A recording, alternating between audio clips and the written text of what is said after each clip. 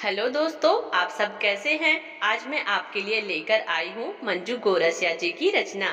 अगर यह कहानी अच्छी लगे तो प्लीज हमारा चैनल सब्सक्राइब करें। अरे प्रिया बहू, कहाँ हो? कब से आवाज लगा रही हूँ।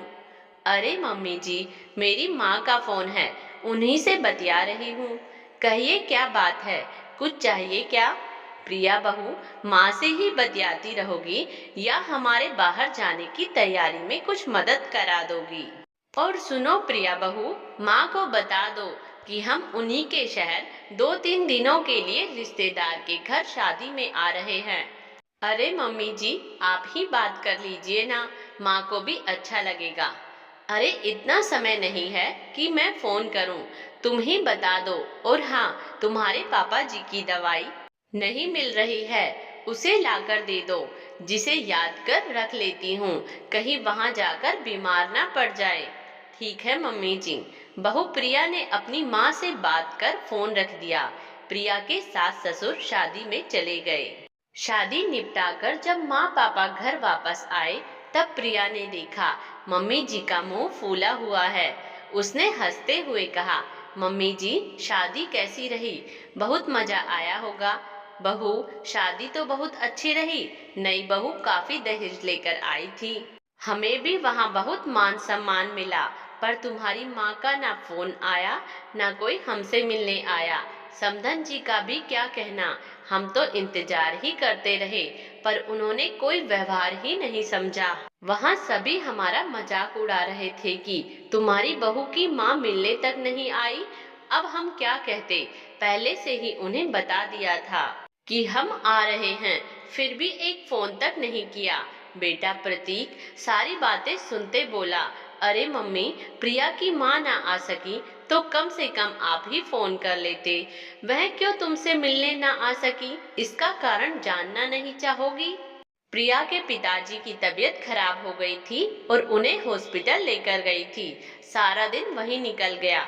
प्रिया के फोन करने से मालूम हुआ, कम से कम तुम फोन तो कर लेती और तबीयत भी देख आती तो उन्हें भी अच्छा लगता। पर तुम तो बहू की सास की अकड़ लिए बनी रहती हो।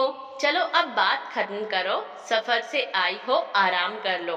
प्रिया की सास साधना जी को कोई फर्क नहीं पड़ा। प्रिया अपने काम में लग गई। कुछ दिनों तक साधना जी प्रिया से नाराज बनी रही। प्रिया ने अपनी सास को काफी समझाया कि मेरी माँ की कोई गलती नहीं थी। हालात ही कुछ ऐसे बन गए थे कि वो आपसे मिलने ना आ सकी, वरना जरूर आती। कुछ दिनों बाद प्रतीक के दोस्त घूमने जा रहे थे। प्रतीक ने प्रिया को साथ चलने को कहा। प्रिया भी तैयार हो गई। काफी समय से वो भी कहीं घूमने नहीं गई थी। दोनों आराम से घूमने निकल गए। इस बीच प्रिया की माँ का फोन आया कि हम लोग एक दोस्त के गृह प्रवेश के अवसर पर 2 दिनों के लिए वहां आ रहे हैं। प्रिया ने बताया, मैं और प्रतीक बाहर हिल स्टेशन घूमने आए हैं। मम्मी जी और पापा जी घर में ही हैं। मैं उन्हें जानकारी दे दूंगी, वे आपसे आकर मुलाकात कर लेंगे, या आपको समय होगा तो आप उनसे मिल आना। और फोन रख दिया। प्रिया ने सारी बातें साधना जी को फोन से कह दी। प्रिया के माता पिता अपने दोस्त के गृह प्रवेश में आ चुके थे। पूजा खत्म होने के बाद प्रिया की माँ ने अपनी समधन साधना जी को फोन लगाया, पर सिग्नल ना होने के कारण फोन ना लगा। साधना जी का घर भी बहुत दूर था और समय कम होने की वजह से प्रिया के मम्मी पापा उनके घर ना जा सके। वे प्रिया और दामाद जी को परेशान करना नहीं चाहते थे। मन को तसल्ली देते हुए वापस अपने शहर आ गए। प्रिया के माता पिता को बहुत बुरा लग रहा था कि वे समधन जी से नहीं मिल पाए, जिससे समधन जी को भी बहुत बुरा लग रहा होगा। और साधना जी बेटी प्रिया को खरी खोटी जरूर सुनाएगी, पर वे क्या कर सकते थे। प्रतीक और प्रिया घूम फिर कर वापस घर आए। पापा ने प्रतीक से पूछा, कैसा रहा तुम्हारा टूर? प्रतीक ने बड़े ही उत्साह पूर्वक बताया, पापा घूमने लायक जगह है, आप और मम्मी जरूर जाइएगा, हमें तो बहुत मजा आया। प्रिया भी बड़ी खुश थी। प्रिया फ्रेश होकर सबके लिए चाय बनाकर ले आई। सभी हॉल में बैठे चाय पी रहे थे। प्रतीक अपनी सारी खूबसूरत जगह की तस्वीर दिखाने लगा।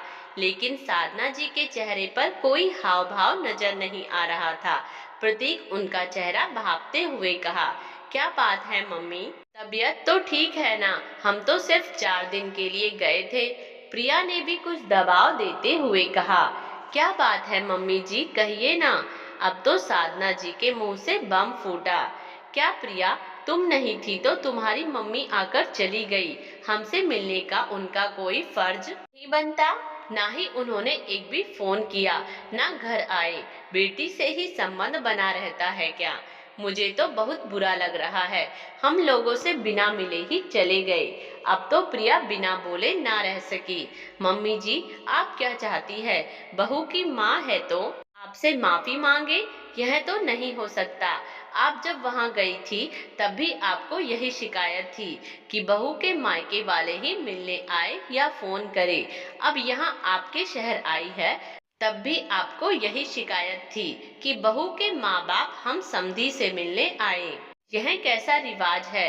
क्या बेटी वाले हमेशा झुकते रहे और बेटे वाले झुकाते रहे? कभी आपने मेरी माँ को आगे चलकर फोन किया?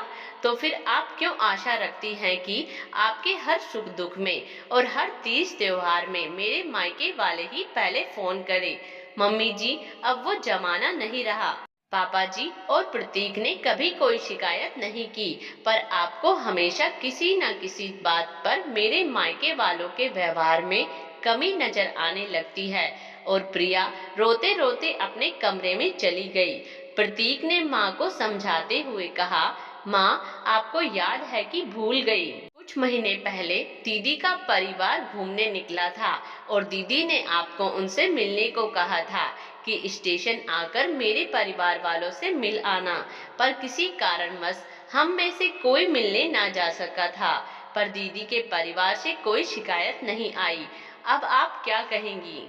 प्रतीक के पापा ने सारी बातें सुनते हुए कहा, बहू सही कह रही है साधना, तुम एक सास की नजर से देख रही हो। तुम एक माँ की नजर से देखोगी तो तुम्हें बहू और बेटी में कोई फर्क नजर नहीं आएगा। साधना जी क्या कहती, उन्हें अपनी गलती का एहसास तो हो रहा था।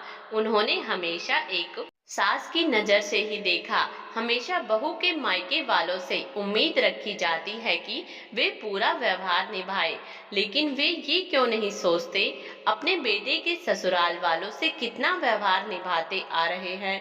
दोनों परिवार आपस में समधी तो बन जाते हैं, पर व्यवहार तो बहू के मायके वालों से ही। ऐसा क्यों? कहानी का अंत एक प्रश्न से हुआ, लेकिन इसका उत्तर बिल्कुल आसान है। लेकिन आज भी यह सवाल हर लड़की करती है। लड़की वाले जब तक झुकते रहेंगे तब तक यह सिलसिला खत्म नहीं होगा। आज प्रिया ने जो जवाब दिया शायद उसे पहले ही देना था। आपकी क्या राय है, अवश्य बताएं। धन्यवाद दोस्तों।